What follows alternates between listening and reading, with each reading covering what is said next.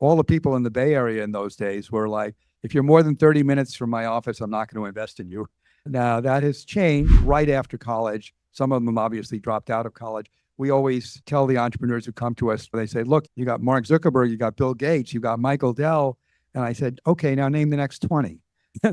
So you finish college. Raising money in the venture world, whether you're raising it for a fund or you're raising it for a company, is a matter of great storytelling. I just like to learn something new every day, and particularly if there's technology involved. So I want to welcome you, Howard, for joining us. Really special to have you on. And in fact, this is our second podcast recording that we're doing, but it's even more special because you're joining us for our summit.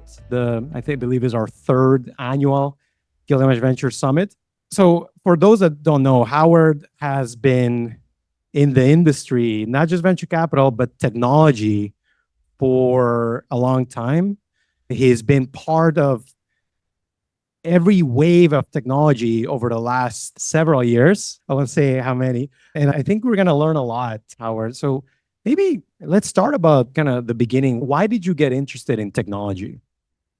Well, I grew up here in New York I did ham radio and technology back in those days. In those days, if you wanted to talk to people far away in other countries, you had to use ham radio. You didn't have an internet chat or Instagram or places to. So that was the social network of the day. That got me interested in general in mathematics, which I was good at, it turned out. And I went to City College here in New York to get physics degree. And this was in 1962, long before most of you were born. And they said, I saw a poster, it said, we're getting a computer, we're going to give a 3-hour course in programming, three Tuesday afternoons or whatever. And I asked my physics professor if I could skip those classes and do it. And he said, yeah, sure. And that got me hooked. That was very early. It was called the desktop computer. It was literally the size of a giant desk. Royal McBee, LGP30, companies that are long gone out of business, with punch paper tape. But it got me hooked. There was no internet back then. There was no internet back then. There were barely, I don't think there were modems yet at that point. They were just starting to be communication modems. So that came later. But it got me hooked enough so that when I was finishing in February of my last year, my senior year, I had gotten a fellowship to MIT for physics. But one of the mentors at the computer center, who was a Bell Labs scientist, said to me, if you've ever seen The Graduate where he whispers plastic, Dick Hamming whispered in my ear, he said, computers, you don't want to do physics. He said, yeah, there are Nobel Prizes, but they're really hard to get.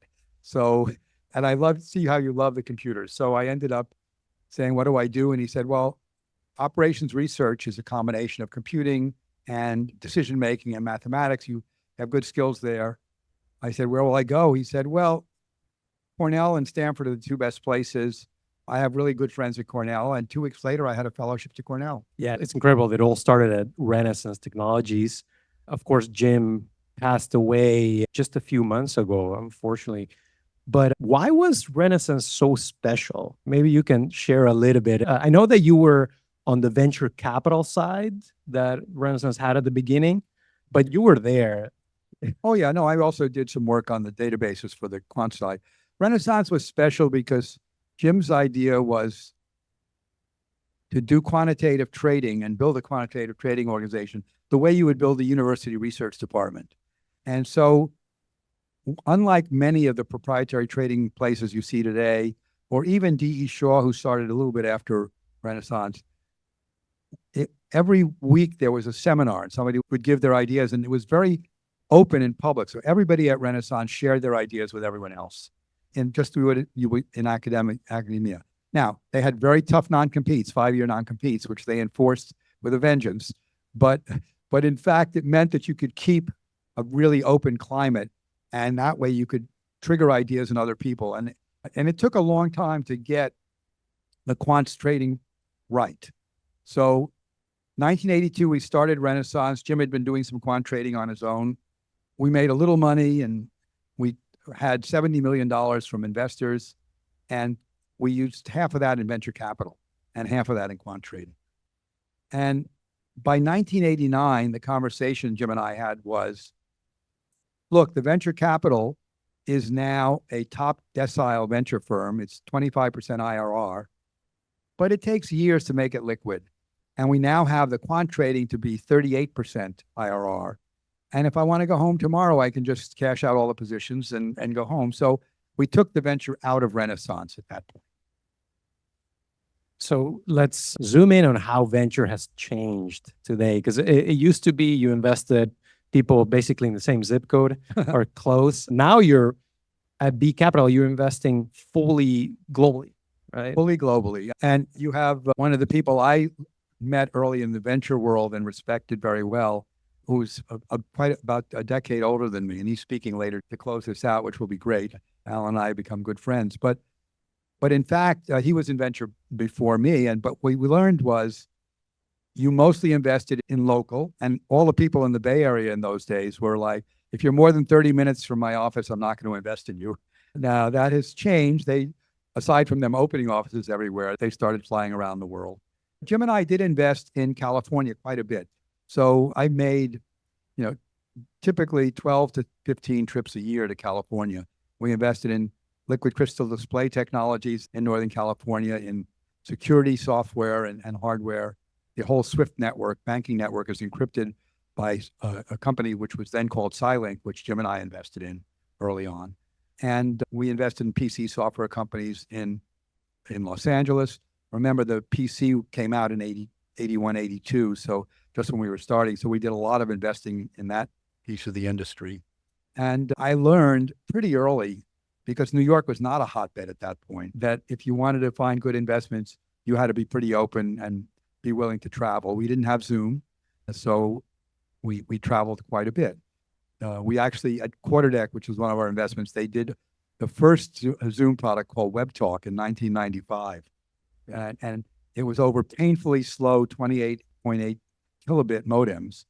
And of course, today you've got gigabits in your pocket, but you could kind of make out the people at the other end. And if they didn't talk too fast and they didn't move too much, you had video conferencing way back then. Video conferencing, of course, was shown first in 1939 by AT&T at the World's Fair here in New York. And it took another 70 years for it to become universal. How have entrepreneurs changed over the decades? Well, for one thing, they've gotten younger. I mean, I think when we were investing in the 80s and in the 90s, most of the entrepreneurs had graduated college, worked for a company for a couple of years before they started their company. And that did change. After we started first round and Y Combinator started, you got a lot of people who were much younger starting their entrepreneurial careers.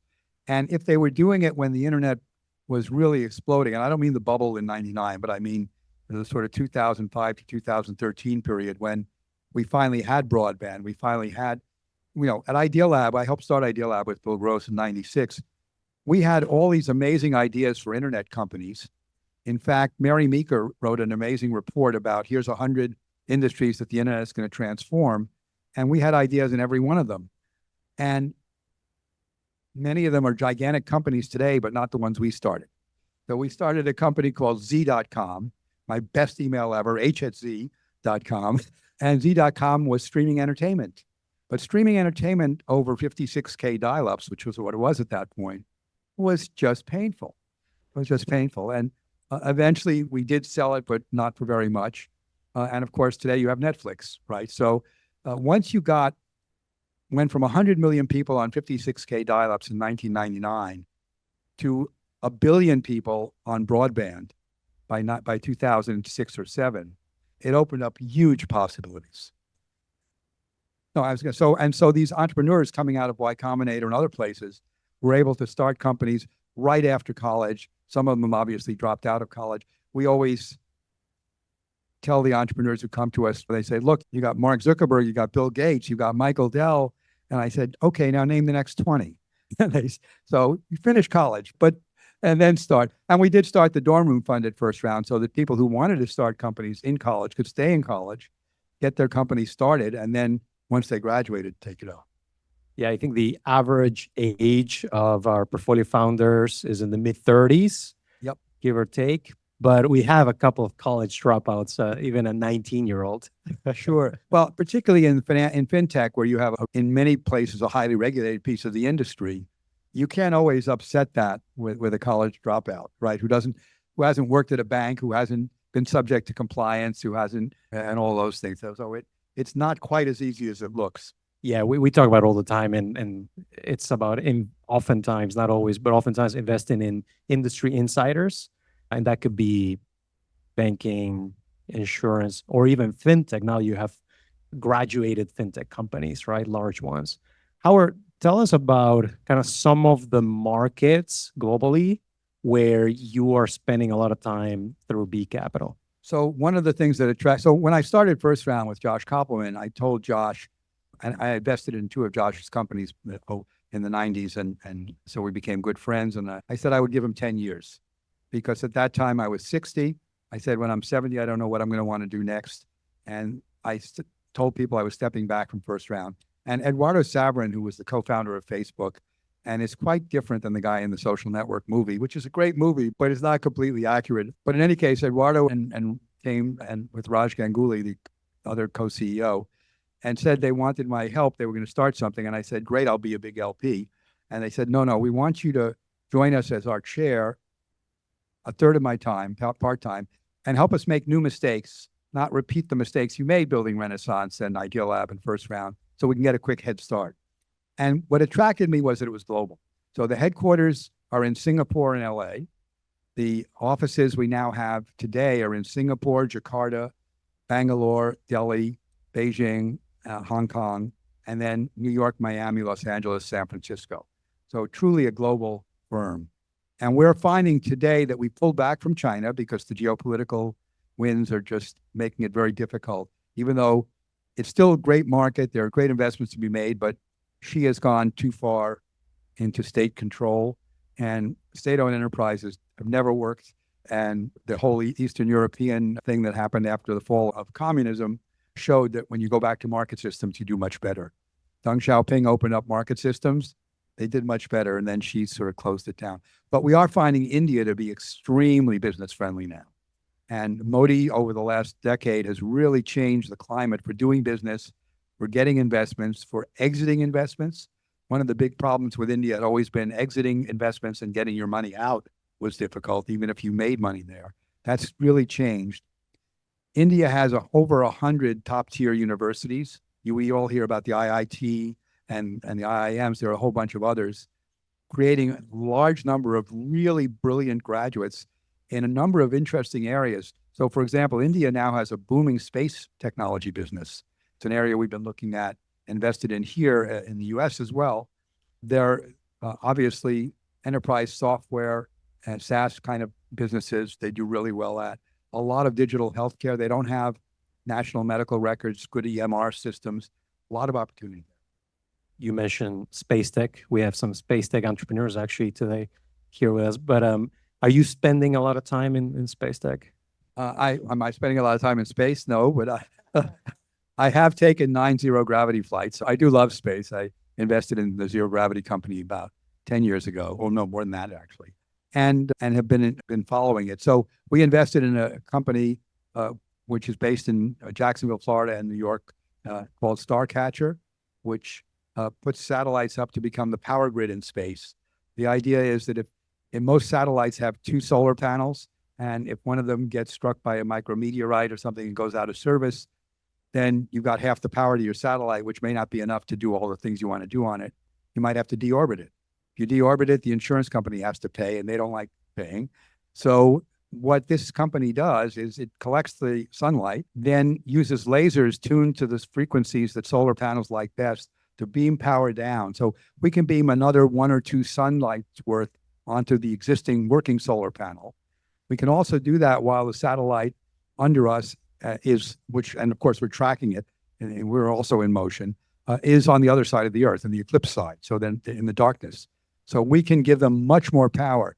And that's important, 1, for keeping satellites up that have had problems, and 2, in the future, people want to put H200 chips in orbit. They do things that are very power hungry. In space, it's all about weight. You pay by the kilogram to put stuff in orbit. And if we can give you power up there and you don't have to put more batteries or more solar panels, we can save you money or let you do more with the same budget. And talking a bit more internally, looking inwards, last time we spoke, you mentioned that you've ramped up the use cases of AI, of how you guys use them at B Capital. We have dozens of venture capitalists in this room. I think everyone wants to become more efficient. Well, Eduardo is more technical than people think. And so he's built a team in Singapore, an AI team for us. And some of the things we've done are we made a private instance of Claude, the Anthropic large language model. On a typical investment committee meeting, we would ask questions of the team. We'd get a 30-page document for our later stage companies. We'd ask a lot of questions. We'd say, by the way, we're looking at the unit economics. They don't seem to add up in this particular way. Can you explain?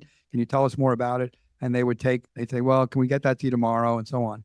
Now we take the investment memorandum 2 days earlier.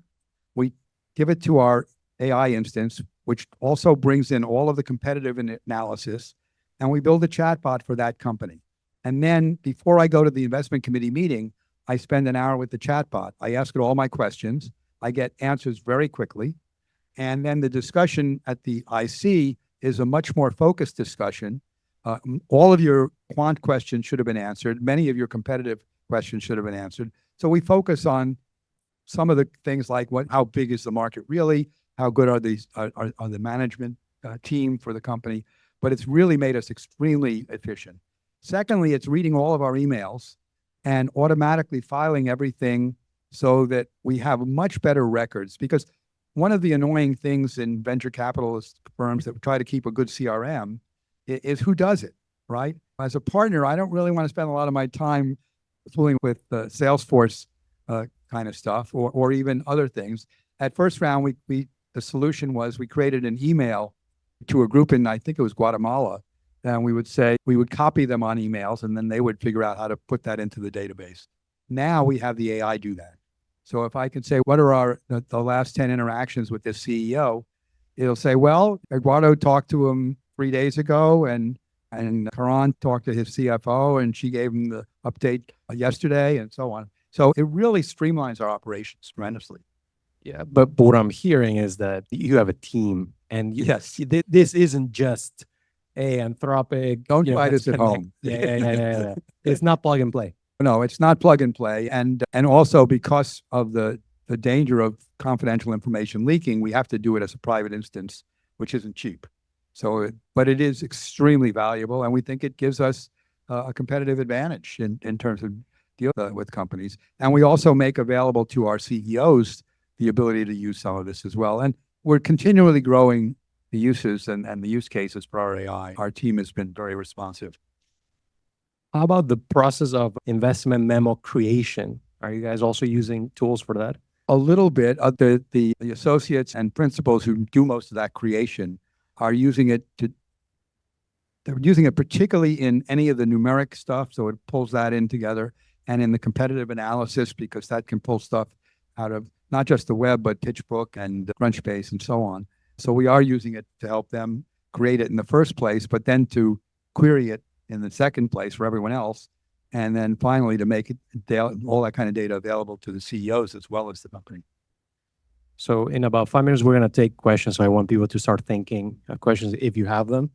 So Howard, what have you learned about good investors? Right. You've worked with a lot of good ones. Yes. I'm sure you've crossed paths with a lot of bad ones. Well, look, you need to have empathy with the founders, right? You need to understand that the founder's journey is not an easy one. And because I've founded companies myself, and so has Eduardo, and so most of the key players in our team, we do think we have the empathy that when things aren't going well, when things aren't going smoothly, we don't just dump on the founder. We try to help them. We try to figure out what is going wrong. Have we had some experience that's relevant, and can we help? And so we've learned that. We've learned that founders need to have passion, and we learned to try to help them get that passion across to the investors, the people they're trying to hire, and to the customers. Because raising money in the venture world, whether you're raising it for a fund or you're raising it for a company, is a matter of great storytelling. And so we try to make sure that the founders learn, if they don't already have it inherently, how to be really good storytellers.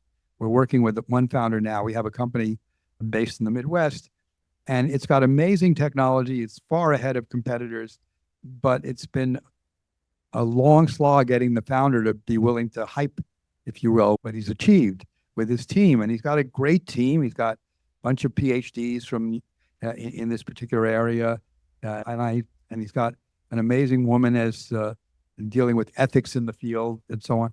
And it's just been pulling teeth to get him to figure it out. I think we finally made the inroads, and a lot of pitch coaching, a lot of that. First Round used to use David Rose and other people to help pitch coach. Then we brought in an internal team at First Round to do pitch coaching because that's very important.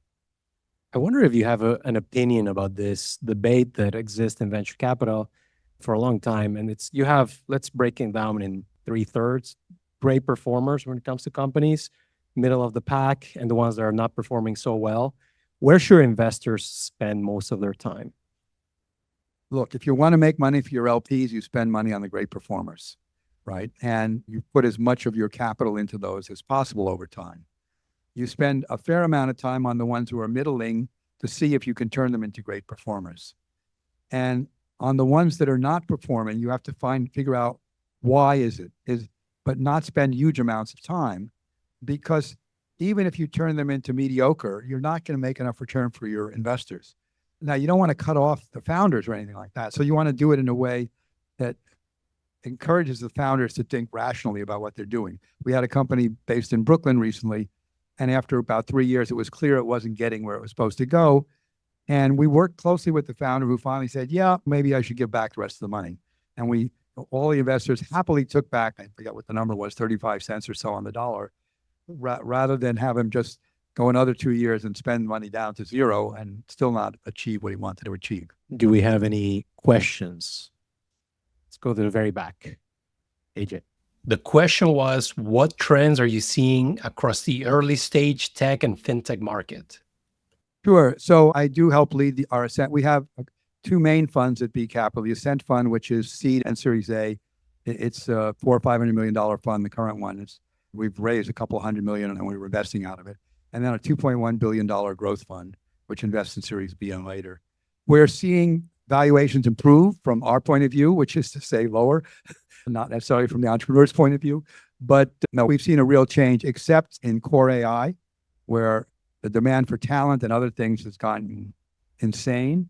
And so the valuations on some of those companies has gotten really big. And remember, there are two ways to make money if you're an investor: buy low, sell high; buy high, sell higher. And but doing the second is very risky. That's what happens in bubbles. So you might make money if you pick exactly the right company in that buy high scenario. But if you're buying an index that's too high of companies, and that's what's happened in AI right now, in AI core technology. So we're focusing on AI applications and places where people have either a moat of data that no one else has so they can build a better model, or some particular expertise, vertical expertise. And we're seeing that happen. So, but I think in terms of number of companies that we're seeing and all that, it's as big as it's ever been. We've seen no diminution of that. And we've seen great strides here in New York City with a lot more companies coming to New York. One of the things that happened post-COVID is that in many areas, people left the Bay Area. Some went to Austin, some went to Miami, but a lot came to New York. And a lot of young people, and I can say that given my age, but a lot of young people want to be in New York. If you're unmarried and you want to find a mate, New York's an amazing place, right? And it's a much better place than San Francisco from that point of view. So we've seen a lot of companies, migrate to New York. A lot of founders migrate to New York, which means there's a lot of good stuff to choose from. The question was, do you have a way to evaluate founding teams over time? Well, one thing is that we want to make sure that if you promise something today, we want to track that 6 months from now. And you'll never have done exactly what you promised because the world changes. So the question is, Did you do better, worse, or pivot? And if you pivot your company from sort of true north, 30, 45 degrees in either direction, that's great. If you have to pivot at 180 degrees, there's something wrong, fundamentally wrong. So we try to track a lot about how you're pivoting and where you're pivoting to. And we're happy to re-engage with people who are pivoting to a better, slightly better place. But if they've completely rethought what they're doing, then we have to treat it as a completely new thing. And we also look a lot at how has the team building gone on in the year? Have you added great people to your team? Are you still at a small team and so on? So those are two of the key things we look for. The question was, what do the most successful entrepreneurs have in common? The most successful ones were the ones that had the biggest markets, right? Because if you have a giant TAM, you have a giant available market you're going after, you're not going to get the product right day one. So the question is, if you have to pivot your product, are you pivoting it in a market that's so big that you're still aiming at that market, or do you have to go to new markets? So if you show me a company that can dominate a $20 million niche, maybe make 10 million a year and have 100%, it's just not a big enough market, right? Whereas when Garrett Camp said, I'm gonna look at calling black cars in San Francisco, I think that's an interesting market. We said, well, it's only 100 million a year in San Francisco. He said, yeah, we can go other cities. And so Uber, turns out, changed the world, right? It did it very quickly. Sometimes it takes a long time. One of the other giant investments we made was a company in the gaming space where when Chris Fralick brought it in, we said no, we turned it down. We didn't understand who it would excite. And so about a month and a half later, he brought his 8-year-old son, Max, to pitch us on Roblox. And Max pitched us very well, and we did Roblox. Now, Roblox took from 2009 to 2021 to go public. And it grew at a much slower rate than Uber did. But when it exited, it actually returned more to our fund than Uber did. And Uber returned 22x the fund. So it was pretty amazing. So I think having giant markets and the gaming market, people don't realize. But I used to ask people in 1991, 92, what's the biggest software company in Redmond, Washington? And they would usually say Microsoft, which was in Redmond, Washington. But the answer was Nintendo, because gaming was much bigger. And gaming is bigger than Hollywood. So those are giant markets that you can really go after. Now, on the other side, and so we look for that. On the other side of it, on the negative side, it's usually because, well, I like to say I made a lot of money investing in companies at two stages, too early and way too early. And when I make my way too early bets, that's because I'm a technologist at heart and I love great technologies. And sometimes instead of taking 5 years or 7 years, they're going to take 20 years. And so I get too enamored with the technology and don't really look at the business realities of how long it might take to get customers excited about a particular kind of reality. The question was, what qualities do you look for in founders? So founders are, let me be completely honest, right? The most important thing is market size. The next most important thing is founder, right? But because put a great founder in a small market and it's not interesting. Put a very good founder in a giant market and it might do really well. But how do we judge founders? So you mentioned one thing, which we always look at, is coachability, right? Now you have great coachable founders like Elon Musk, right? Who won't listen to anyone on anything. And we had invested in Zip2, his very first company, and X.com at Idealab, actually. And he was a non-coachable founder. That doesn't mean he won't be successful. But we do try to test this. So we'll often in the course of the founder pitching say, have you thought about X or Y or Z? And when the founder comes back and you get an email the next day and says, I thought about what you said and here's what I'm going to do, then you realize you have a coachable founder. We want intelligence, we want integrity, and we want what the people at Wharton call grit, because it's not all going to go smoothly. You're going to have real potholes along the way. Will you have the persistence to last through those? And that is hard to judge. We do that with a lot of interviewing of people you've worked with, people you've worked for. Now, if you're a 19-year-old and you really haven't worked for anyone, that's harder to judge, right? If you're in the 30s, which is where most of the founders are, You usually have a lot of data to judge. We normally will go to LinkedIn and say, who do we know that's linked to this person, and try to get off books recommendations or references to try to find out things like that.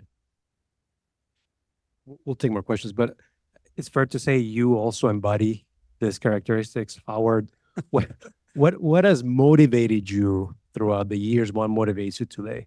I just like to learn something new every day, and particularly if there's technology involved. And that motivates me to get up and to keep reading and to keep listening to new pitches and new ideas, and to move from Roblox to Starcatcher to Precision Neuroscience, our New York brain computer interface company, to our EeroQ, our quantum hardware company. So I get to do the fun moonshot deals. I do some of the other deals too, but that's what motivates me more, is to really learn about the edges of technology. The question was, how should founders avoid predatory investors? Well, first of all, I hope the first-time founders have an advisor or legal counsel who will say, look, a 3x preference with a participating is just not market. So the first thing to do is make sure you have counsel that understands what's market in today's world, right? Secondly is reverse vesting. There are some firms that really, I think, disrespect the founder by saying, okay, we'll invest, but you're gonna reverse vest your 50% equity over 5 years or 4 years. And I think that's predatory in some sense. I would watch out for that. But mainly I would say get a good advisor, because I do this every day. You do this once a year, maybe once every 5 years. So yeah, you do it. Now, we don't try to be predatory, but there are firms that are tougher than others. And sometimes it's for good reason. Sometimes it's to protect the dollars that our investors are giving us. We are two of our largest investors of 2 of the 3 largest pension funds in the United States. And as one of them said to me, I've got to send out checks to the widows, orphans, and pensioners every month. So don't lose me any money. And so we have to have good enough financial terms so that, particularly, look, if a company works well, everyone's going to win, right? The question is, when you have to situation where, okay, we really got to sell this thing because it's not going to make it on its own, but it could make it as a part of a larger company, then what do those terms look like for the founder? And what do they look like for the early angel investors? And that's where things get tricky. Question was, what do successful VC firms have in common? One of the things that the studies, the National Venture Capital Association, others shows, is there has been a persistent return to the top tier funds. So the top decile, top quartile funds have had a higher correlation rate of their next fund being that way than the new funds. I think a part of that is deal flow. And now, 1/3 of my time is running B Capital. 1/3 of my time is running my family office, which is an investor in 80 venture funds. And what we look for in those venture funds, what we're trying to find are funds that have a sourcing edge. And it may be, I have 30 funds that are either underrepresented minority, female led, because they have a sourcing advantage. When the firm is all white men and women, you have a certain cohort that you're dealing with every day that you met in college and so on. And you're missing a big chunk of the world's entrepreneurs. So you need to look at what kind of sourcing edge do you have. And that's true, particularly if you're going into a specialized area. Like, I'm going to be a space fund. Why do you have an edge in sourcing in that? Or I'm going to be a fund in quantum or in enterprise software or whatever, defense. Whatever you're going into, show me that there's a sourcing edge. That, to me, that's the biggest thing. Because Josh and I used to talk about the fact that we probably spend 60% of our time working on the portfolio. But it's the 10% working on the sourcing that makes you all the money. Because the sin is not passing on a good deal. It's not seeing it. So how do you get your funnel wide enough so you see all the great deals? And you're going to miss on some of them. You're going to turn some down. You're going to have rules that you realize you should break. At first round, our rule was very simple in the first couple of years. We won't invest at over 10 million pre-money valuation. So we invested in Odeo, which was a company doing podcast software. And the founder came to us and said, look, Apple's about to announce exactly what we're doing, and they're going to give it away for free. we're giving you all your money back. We'll let you invest in our next company. We had invested in ODO at 6 pre. The next company he came to us was called Twitter, and he wanted 20 million pre. And we said no. Union Square said yes, among others, right? So we learned our lesson. And when Jack Dorsey came to us with Square at, I think, 40 million, we said, okay. But you do want to make sure that you see the deals. Some of them may not be right for you for various reasons, and that's the key advanced thing is sourcing. The question was, how should founders evaluate venture capital firms? So I was about to say, every VC says they're going to help you with more than money, right? At B Capital, we have a particular advantage. We have a partnership with the Boston Consulting with BCG. So at first round, we built a platform team, and first round really does help companies with much more than money. It's an amazing firm. I'm still a big LP, and I still admire them, and we co-invest with them a lot. At B Capital, we have I don't know what the number is today, but it's about 25 people doing that. We have BCG with 20,000 people that we can call on and help our companies, and they do help our companies.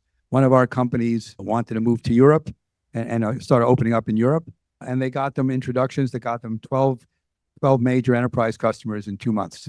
That wouldn't have happened if they just went into Europe. We get the BCG experts on software pricing, and he changed some companies' prices and got them 10% more margin. He said, you're underpricing here, you change the way they're doing it. We offer huge amounts of help in that. And so that, from B Capital's point of view, one of our mottos or our mission is to be operationally helpful to the companies. And we do that with our own people, but also with the help of BCG, with which we have an exclusive and unique relationship. Howard, before we let you go, one question. You didn't mention the third of your time, which is philanthropy. Yes. Right? What have you learned about spending a meaningful amount of time in philanthropy now? Well, I'm doing it with both large and small organizations. So with the New York Public Library, which I loved since I was a kid, I'm on the investment committee to help them grow the endowment there to help with books. And I'm on the digital committee. They're trying to figure out how do we make the library work in the digital age. We did a great thing during COVID. We put out an app that let people borrow their library books on their phones. Millions of kids did that. More books were borrowed online than physical books. So that makes a difference. And then, Cornell University, I'm a vice chair of the trustees there. That's had all the same troubles that you've heard about at every college in the last 2 years, particularly in the last year. But I want to help it navigate through that. And also, I've been very active with Cornell Tech here on Roosevelt Island, which has amazing resources and outreach and so on. And then there are smaller things. So what I would say in philanthropy is you can have much more impact on a small organization. So I'm chairman of something called the Mabel Mercer Foundation, which supports the cabaret and American Songbook. And tonight is the last night of a 3-night concert at Jazz at Lincoln Center. We have 1,000 people each night, a dozen performers, and we help keep the art of cabaret alive around the country. And that's very rewarding to me and also to my life and who supports me in this. So, yeah, what you learn, however, is that most philanthropic plays are operating on a shoestring. Even the New York Public Library is subject to New York City's budget whims because part of it is funded by the city. And you operate differently when you have enough money, as we hope most of our ventures do, than when you never have enough money, which is true of most of the nonprofits today. Well, Howard, first of all, thank you for joining us here. And more importantly, thank you for all your contributions to our industry and technology and the world. Thank you, Miguel, and thank you for having me and this great group. Thanks. Thank you. The Fintech Leaders podcast is for informational purposes only and should not be considered financial or investment advice.